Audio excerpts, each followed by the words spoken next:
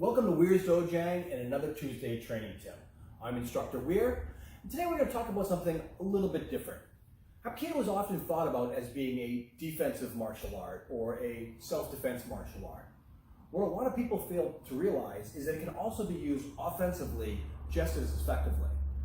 As you get up higher in the ranks, you really want to be able to see where these offensive techniques can come into play to be able to stop a situation before it even starts.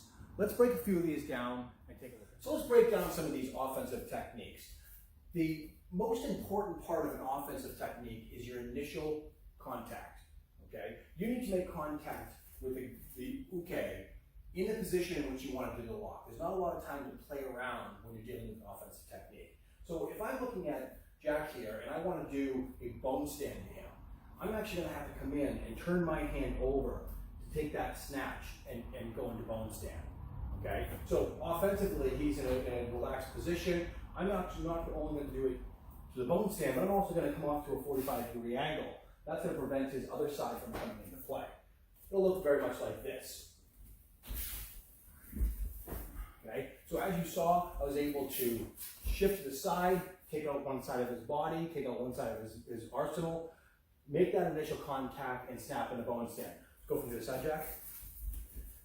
Okay, so very similar here, off, down. Okay, so that's one way of doing it. Back over here. Next, we're going to talk about hammer lock. Now again, your initial motion might be a little bit different. You've probably got hammer lock from a bunch of different techniques. And the key of hammer lock is making sure that his hand is beyond the 90-degree plane of his body. Okay, so that's what we have to think about when we're talking about doing it offensively. And to do that, you use your other hand to just scoop. Right here, bang. Now I can hook the elbow and go in hammer lock. Here, around, and I have him in hammer lock. I can walk him around. Back to the side. Okay, scoop the hand, pull the elbow, pull him into hammer lock. Okay, now I have control, I have his balance, he can't do much of anything.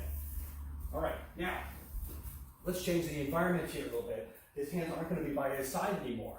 Now his hand comes up and he's starting to yell at you. Okay, so his hand comes up. You want to immediately put your hands up. Okay, this is very passive. I'm putting my hands up. Hey man, what do you want? What do you want? Now when these hands are up, we're going to do a wrist out turn. Okay, and again, the key of your wrist out turn is grab the meat of the thumb and your thumb in the back of his palm, the back of his hand. Okay, so when his hand comes up, you want to grab, boom, right down. Quick, fast, effective. Back up, Jack. This can actually happen when he's in a fighting stance. So he comes up and he's ready to fight. Okay, same thing, snap, bang, out turn, quick and easy. I don't have to continue that fight. I don't have to worry about bashing with this guy because I'm already able to put him in a joint lock and put him to the ground.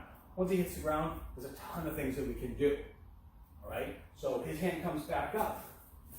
Now, we're going to do a little bit different. I'm going to come in from the inside and I'm going to turn it. I'm going to hyperextend his elbow. Okay, but his hand comes up, he's the aggressor, boom, here, up, locked, down, into anything else that you want to do.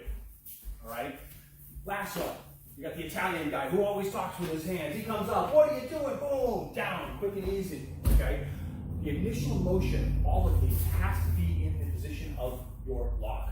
I know that I want to do double wrist out turn here, so I'm going to grab and grab in double wrist out turn and then just do the lock. I'm not able to take his hand, manipulate it around, and then do the lock. Very much like if he grabs here and I want to do something, I have to be able to turn around and stuff. Offensive techniques has to be precise. Offensive techniques have to be immediately grab and lock. Okay? And then you take control. All right, so all of those were coming in from the front. Those were when the uke was in front of you. Think about other situations where we can use these offensively as well. And these types of techniques might actually play out to law enforcement much better than anybody else, where you are a person behind uke. Something's going on in front, the intention is that way. I want to subdue this person. I can very easily come in, scoop the arm, take the elbow, and do an arm bar. Okay, so come in from an angle, here, boom, straight to the ground, and lock them out. Okay, very quick, very effective. Again, coming in, so we're side to side now. He's getting aggressive with someone in front of him. I need to stop this situation. Scoop the arm, take the shoulder. Okay, here, bang, straight to the ground. Okay? These are very quick, very fast, very precise techniques that you're able to do.